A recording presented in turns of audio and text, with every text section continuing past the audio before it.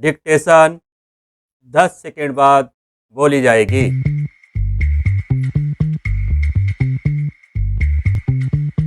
5 second. Ready, start. Prashant Balakrishnan Nair, Ajit Krishnan, Anand Pratap और शुभांशु शुक्ल वायुसेना के ये पायलट उम्मीदवारों की उस अंतिम चयन सूची में शामिल हैं जिसमें से भारत के मानव अंतरिक्ष उड़ान मिशन गगनयान के लिए अंतरिक्ष यात्री चुने जाएंगे। केरल की एक आधिकारिक यात्रा के दौरान प्रधानमंत्री नरेंद्र मोदी द्वारा किए गए इस ऐलान ने उस महत्वाकांक्षी मिशन के बारे में अंतिम वास्तविक अज्ञात को ज्ञात बना दिया है, जिसका लक्ष्य भारतीय रॉकेट से एक भारतीय दल को पृथ्वी की निचली कक्षा में भेजना है। अप्रत्याशित देरी के जोखिम को दरकिनार करते हुए भारतीय अंतरिक्ष अनुसंधान संगठन ने संकेत दिया है कि उसे 2024 में मानव अभियान लायक लॉन्च व्हीकल मार्क 3 रॉकेट के 2 परीक्षण पूरे होने और 2025 में मानव युक्त प्रक्षेपण की उम्मीद है। केंद्रीय मंत्रिमंडल ने 10,000 करोड़ रुपए की लागत से 2018 में गगनयान को मंजूरी दी थी। उसके बाद से इसरो के विभिन्न केंद्रों और उद्योग व शिक्षा जगत में उनके सहयोगियों ने इस मिशन के विभिन्न घटकों को एक साथ लाने के लिए काम किया है। इस दौरान उन्हें कोविड-19 महामारी और इसरो की वाणिज्यिक प्रतिबद्धताओं के चलते हुई देर से भी निपटना पड़ा है। अब अंतरिक्ष यात्रियों के नाम सार्वजनिक होने के बाद भारत सचमुच अंतिम चरण में है।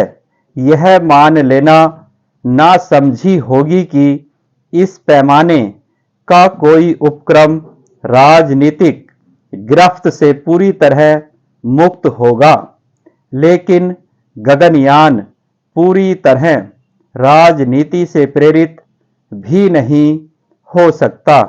अन्य चीजों के अलावा भारतीय अंतरिक्ष नीति 2023 इसरो के लिए यह आवश्यक बनाती है कि वह नई प्रणालियों का अनुप्रयोगिक अनुसंधान व विकास करे ताकि मानव अंतरिक्ष उड़ान में भारत की बढ़त बनाई रखी जा सके और अंतरिक्ष में टिकाऊ इंसानी मौजूदगी के लिए दीर्घकालिक रोड मैप विकसित किया जा सके।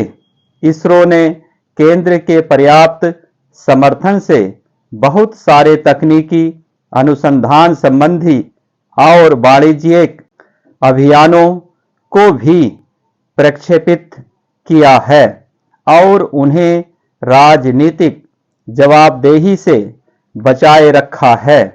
गगनयान भी इससे अलग नहीं रहा है, लेकिन आगे बढ़ते हुए इसमें ऐसे औचित्य के साथ बदलाव होना चाहिए जो सार्वजनिक जांच परख और बहस के लिए खुला हो। इसे अंतरिक्ष अन्वेषण की एक ऐसी संस्कृति का बीज डालना चाहिए जो सचमुच लोकतांत्रिक हो, न कि जो भू राजनीतिक महत्वाकांक्षाओं से प्रेरित लगती हो। इसी तरह जब एक रोड मैप तय किया जा रहा है, इसरो को 2040 तक एक भारतीय को चंद्रमा पर उतारने के मोदी के निर्देश को समाहित करते हुए तो कोशिश यह होनी चाहिए कि गगनयानों के वर्तमान और भविष्य को एक ऐसी पहचान दी जाए जो भारत की बढ़त में कम और नए वैज्ञानिक व सामाजिक मूल्य सर्जित करने के बुनियादी काम में ज्यादा निहित हो, क्योंकि जब सिर्फ अपने लिए कोशिश जारी रखी जाती है तो वह एक खोखली चीज बन जाती है।